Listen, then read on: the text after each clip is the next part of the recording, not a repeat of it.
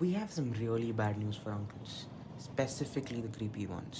Forecasts suggest that the second part of 2025 is expected to be so cold it is going to force all of these creepy uncles to get fully dressed and carry pictures or printouts of their penises to make women feel uncomfortable in public places. To discuss this furthermore, we have with us a daily commuter. Madam, thank you so much for joining us. Hello, ತಮ್ಮೆಲ್ಲರಿಗೂ ನಮಸ್ಕಾರ. ನನ್ನ ಹೆಸರು ಮಂಜುಳಾ ಅಂತ. ನಾವು bus ಇಲ್ಲಾಂದರೆ metro use ಮಾಡ್ತೀನಿ daily.